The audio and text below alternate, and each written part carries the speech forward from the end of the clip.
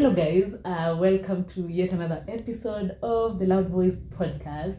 And as I've always told you guys, the Loud Voice podcast is a podcast that features people's stories. Like stories that have made them become who they are today, stories that have built them, stories that just generally just made them the people they are today.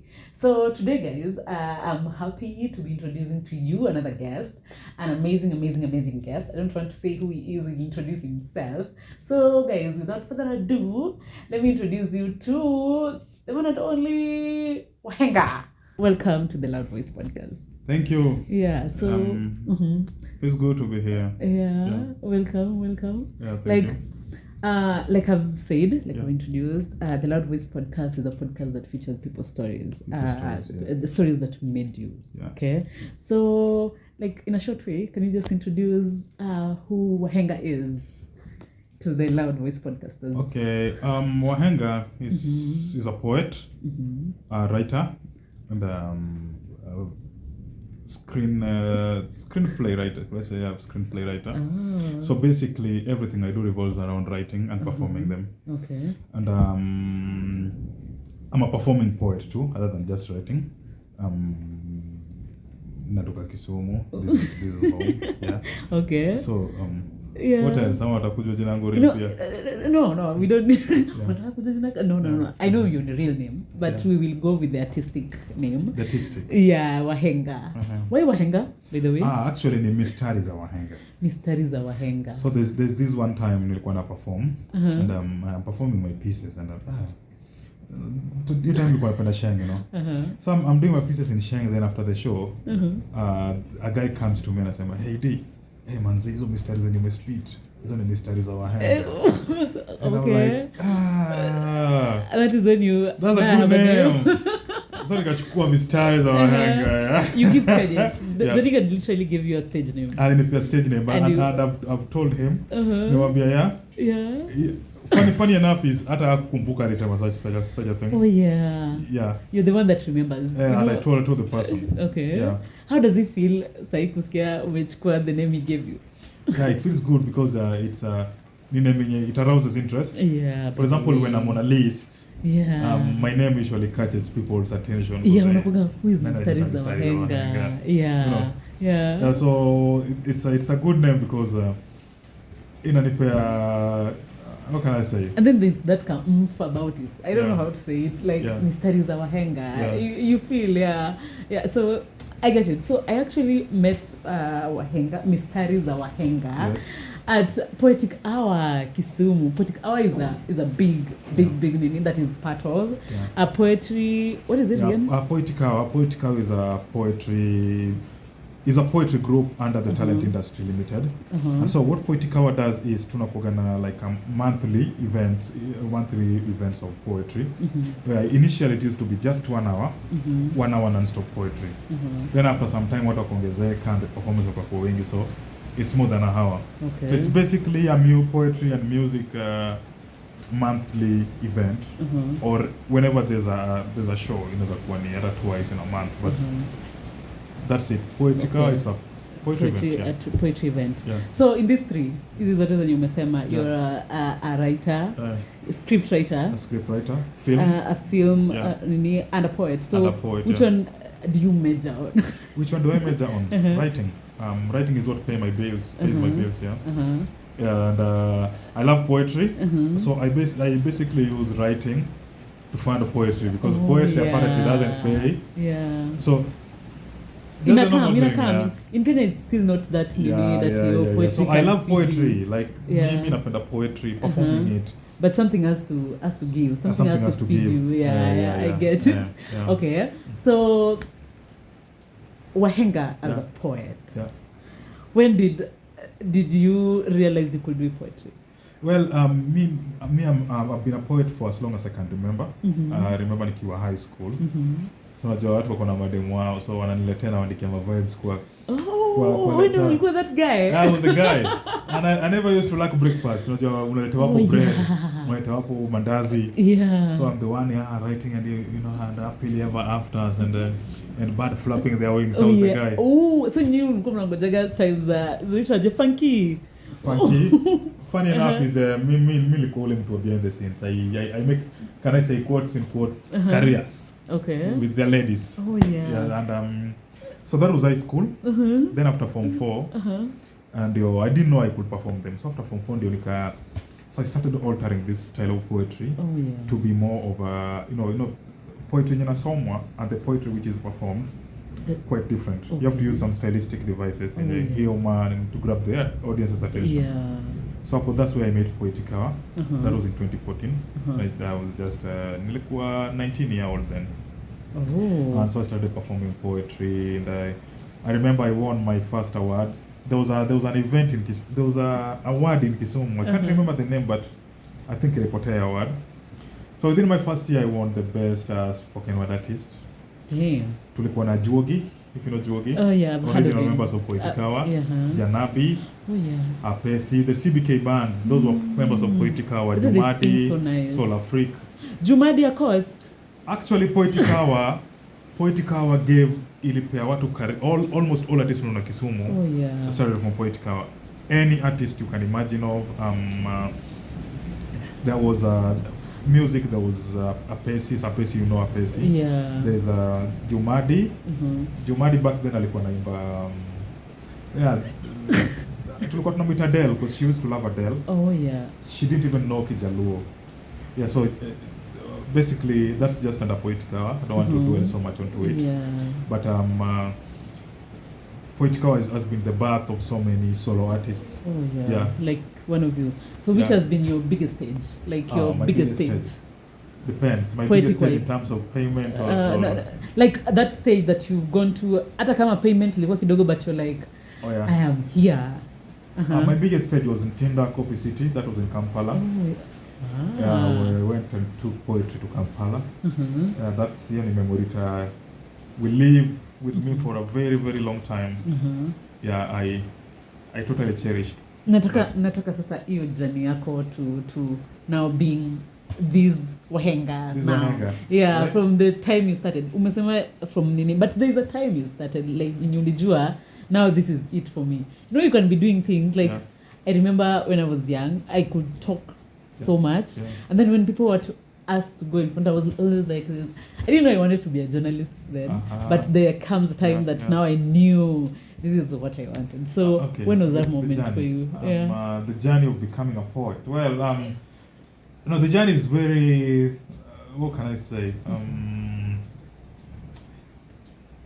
The journey came out of, can I say, necessity. Oh, okay. Not to dwell so much onto it, I was to join a university, but I didn't join. Oh yeah. So now so you needed something. I needed something, a distraction or a purpose. So that's when I started poetry. Yeah. So I used to write this bit of poetry. Mimi kwa najulikana na hizi machungu, yani I'm a this politician somewhere hivyo. You were that guy. So I was writing about when life ni ngumu. Oh yeah. And so so the thing was, I used to nilikuwa natoa so much passion kwa hii nini hadi sasa watu wakaanza kupenda. I remember there was a time when kama singekuwa Poetic Hour, then unaona mtu anauliza Wahenga ana perform ati yuko, then anajifanya anaenda, because I had really big thing. I had grown so much with my passion. Oh yeah. But so people really loved Poetic Hour back then. So Evo too, and then around 2017 to 16 to 19, I took a small hiatus. Went on health issues, so all the stuff. I wasn't in the right headspace, so nikaamua kuchill kidogo. Yeah, sometimes it's good. Yeah, and when I chilled, nikarudi back, something happened. My style of performance changed completely. Okay. From people sharing the Sheng person, when you Shakespeare, people know. Yeah. Nimerudi na poems za Kizungu. Rebranding. Who is this guy? Rebranding 101. Who is this guy? No, not even rebranding. Happened that during that period nikaanza kusoma sana. Started reading a lot. Hadi Kizungu sasa ikakuwa part of me sasa. So nikisema Sheng ina kashalo. Yeah. So I imagine I'm trying to tell a story about a cancer patient, and I had to tell it with Sheng. Nasikia no, hapana. Yeah. So And I feel shame just doesn't resonate to everyone. yeah, so like not everyone I gets lost it. some people on the way, some fans, so I feel like, no, this is not it. Yeah. But I gained another set of audiences. Okay. I gained the paying audience. Oh, nice. Sasa corporate The previous one, kusikia. walikuwa wanapenda yule, and they had the Yeah, fan. you needed the hype. Sometimes you need the Yeah. hype first The hype, because yeah. before you can now get the payment. Okay, Yeah. what to hype? People know who you are, and then you rebrand. I've also rebranded so many times Yeah. to now get to. Yeah. Sometimes you just need. Whether people like it or not, by the way, Yeah. when people say, "Oh, so do your style," but sometimes you need to rebrand to get to who you need. To who you are, yeah. Someone somewhere has to pay you, and apparently they are always the corporates, and corporates just doesn't Very true. renew with everyone. Yeah. They have specific, and sometimes you just have to do that to survive. Okay, True, yeah. So, Wahenga. Yeah. And poetry. Yeah. I want to know those highs, your high Yeah, moments, highs, whatever. lows, and- Yeah, and everything. Mimi nataka manze, kusikia that mimi- whole journey. Mimi naye nimekuwa na lows mob. So reason why saa zingine I'm associating the sheng with a time of struggle for me, because it was a time of struggle. So perform at Poetic, you're jobless, you have no job, bado unaishi kwa madhe, hujaenda shule, you're feeling bad, you're smart, you should not be so. Umeperform show umekill, people want photo with you. And you know what's funny? I'm walking home from Tao to Mamboleo because I have 50 shillings for fare. Watu wamebambika wenye oda umekill. But your pockets are empty. Your pockets are empty. That is what I hear musicians complain about. Yeah. Umeenda show flani, what's upcoming? Umeenda show flani, you've done your best, when you ule mse, people have cheered you, but unaenda home na thao kwa mfuko. Unaenda home na thao. So those are the thao hata ni mombo. Yeye zingine yani una perform show, mtu anakuambia nakupea platform. Oh yeah. By the way, when people have that yeah, they just don't understand. People think art is easy. Watu dhani art ni rahisi. Like mtu anakuambia ama mtu anakupigia Friday, anakuambia ni aje, kuna hii show, there's this show and theme ni hii na hii, na unaweza kuja perform kesho morning. And I'm like nigga, you want me to write a piece, cram it at night, kuja ni perform kesho? Do you know how the writing process works? Yeah. So it shows that I don't know if it's a matter of not kutojali or just or people don't understand. People don't understand how it works. The whole nini thing. But art is taken for granted. I once showed a friend of mine not a friend of mine that wasn't, and she was like, how do you put poetry and music as art together? Okay, that is according to them, because for them art has to move you kind of in body wise and whatever, though. Like zingine tu internalize, zingine una nini. Those some poetries are like pieces zingine ziko unajiuliza una get deep. I think that is the reason people shy away. Do you think that is the reason people shy away? No. That you people go too deep. Maybe, life is not that serious. Okay. That's it. But what I believe is no, okay, just to not to divert from the main topic. A friend was telling me that she some party girls, another waleta show, another you could sell 20 tickets. Then I come here, no, I don't need party girls at a poetry show. Bring me 2 poetry lovers. So ukinileta party girls, then they'll wanakuja pale wasema the show was boring. Why? Because they don't understand poetry. So back to the question you asked. The thing is, if you're not a poetry lover, then you just stay away from poetry. Go to a club. Let poetry lovers stick to poetry. There are people who pay money kuangalia badminton. True. And the way it looks boring. Inaka boring. But those people love it. Looks like you're unapiga a feather. Yeah, exactly. So, I don't think it's a matter of people finding it boring. I just think if you don't get it, the culture isn't as grown as in some other places in the world. And then if you just don't get it, you just don't get it. Don't get it, yeah. Okay. So, that is your journey in poetry. There's something else. Men in spaces. Men in spaces. This event, it's going to be This a event, whole yeah. event. Men in spaces. Nimeona hype yake everywhere and I'm like, this looks like a big thing. Yeah. That could go down in Kisumu. Poetic still? Men in Spaces, the masculinity show. It's a show. And so what is Men in Spaces? Yeah, that is what I Men in wanted to ask. Spaces? Why Men in Spaces? What is it Depends, and why? Depends. You want to hear the philosophical definition of the Okay. easy one. The easy one. The easy Let's one. go the All easy right. way. Men in Spaces is just a collection of art, music, poetry, dance, and there's art exhibition, string art, paintings. Oh yeah. Zinakuwa displayed telling the stories of men. You know, apparently men's stories don't get as much highlight as maybe the other stories, elderly, females, children. Yeah. Unaona?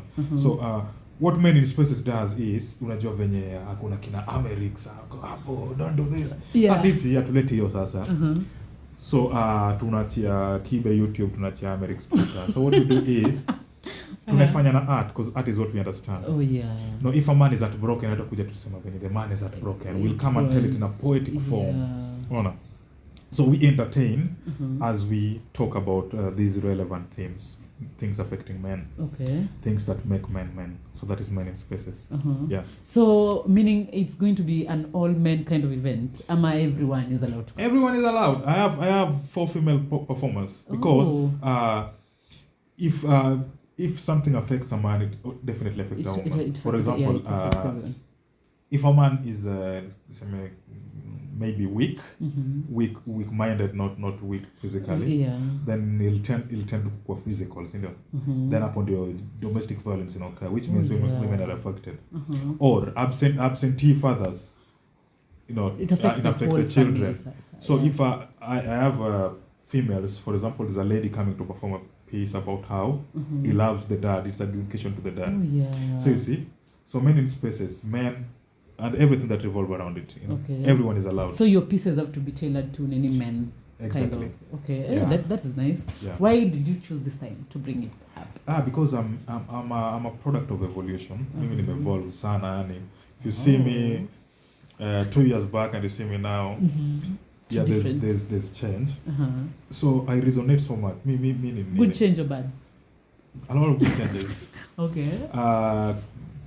Mostly good. They're beneficial to me. Yeah. Though others might see them as true. But that's the thing.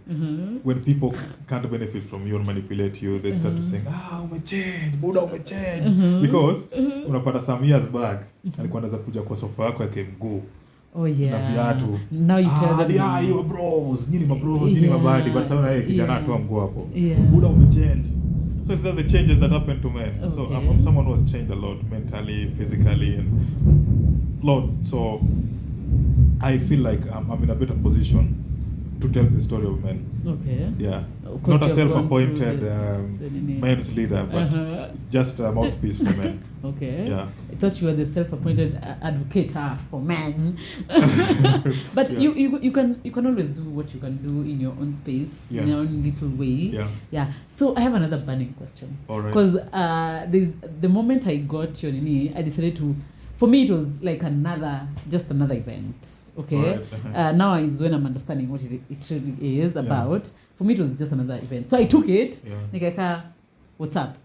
Okay.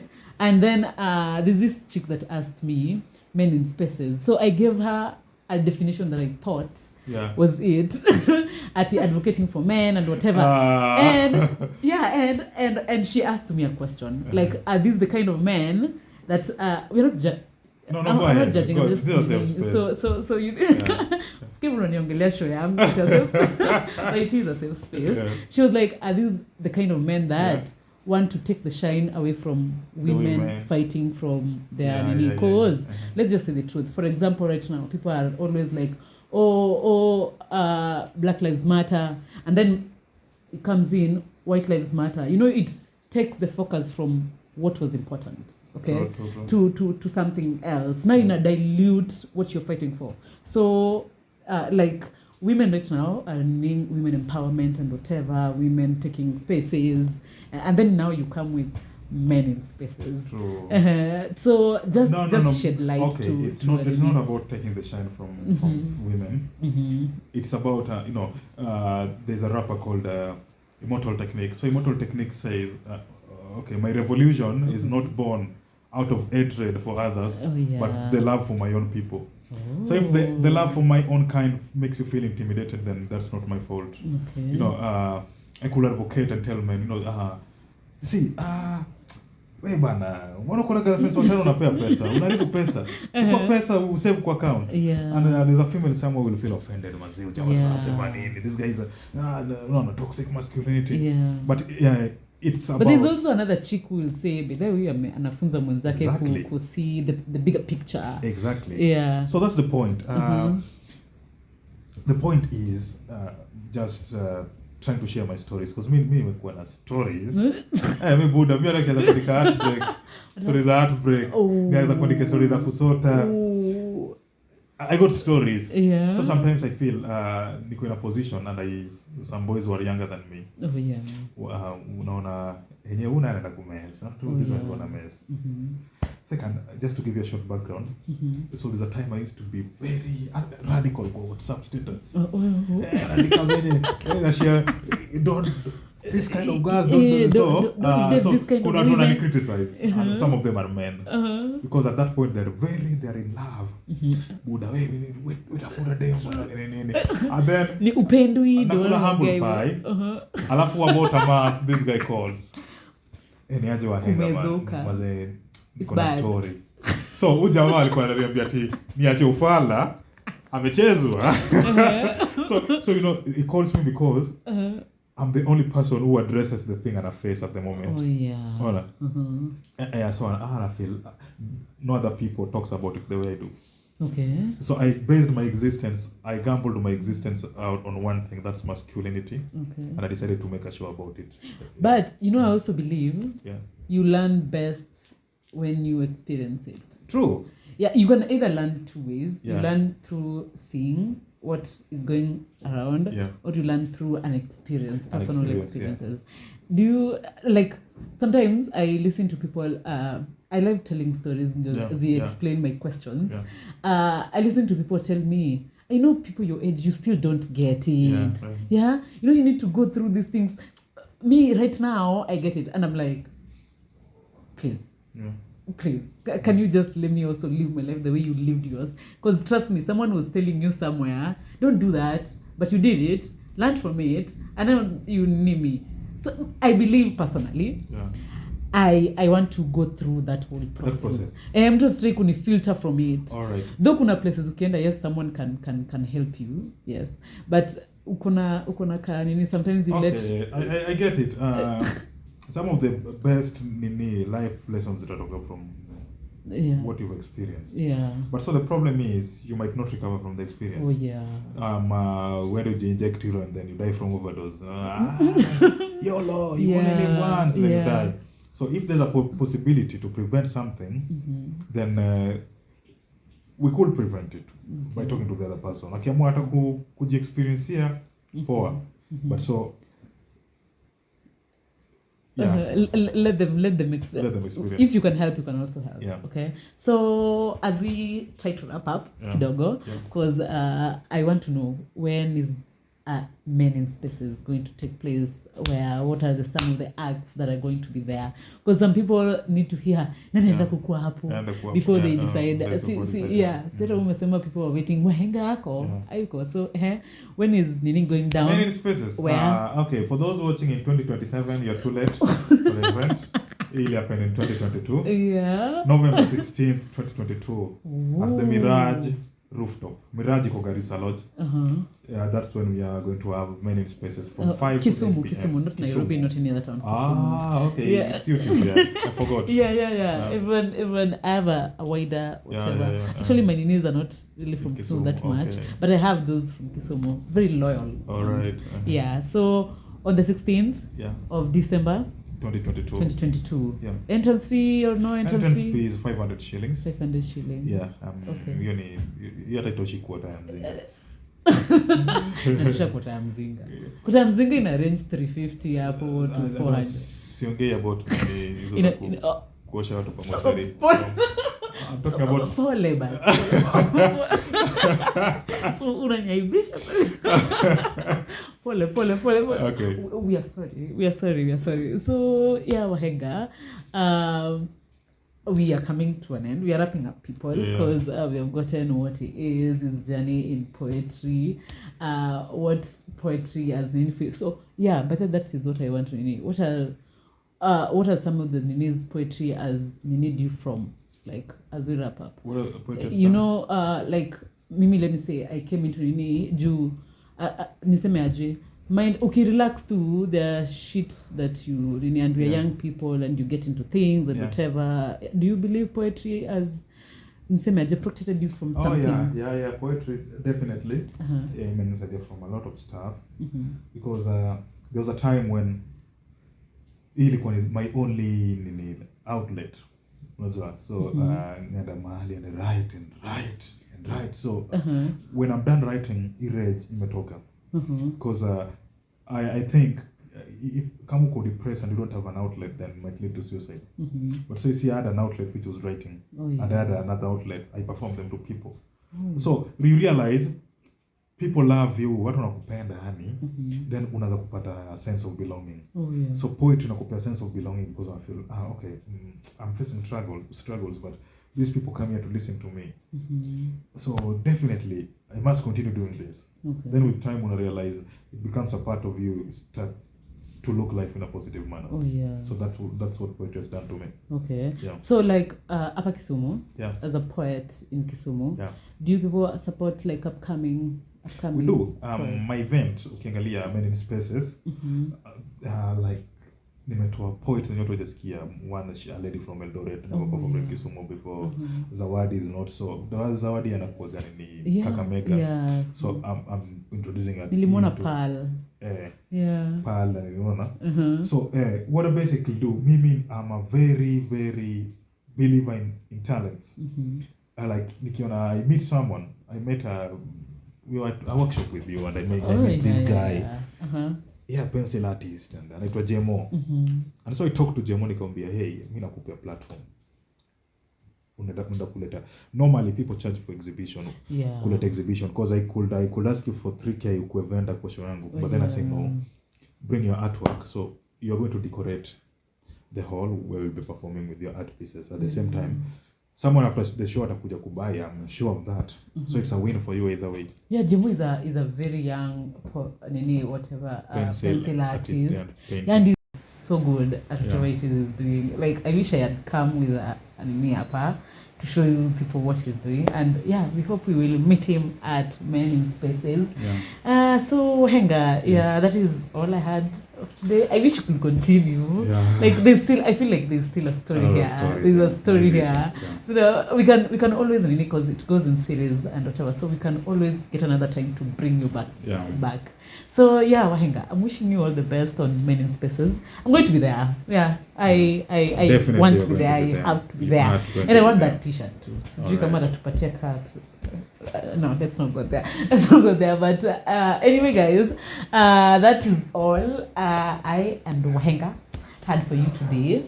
I hope you had fun. The way I had fun. You had fun? I had fun. True. Yeah. You had fun? Nice. That's good. So guys, just wrap it up. That is all we had for you today from this side. And until next time, same place. Bye. Wahenga, tell me people bye. Bye.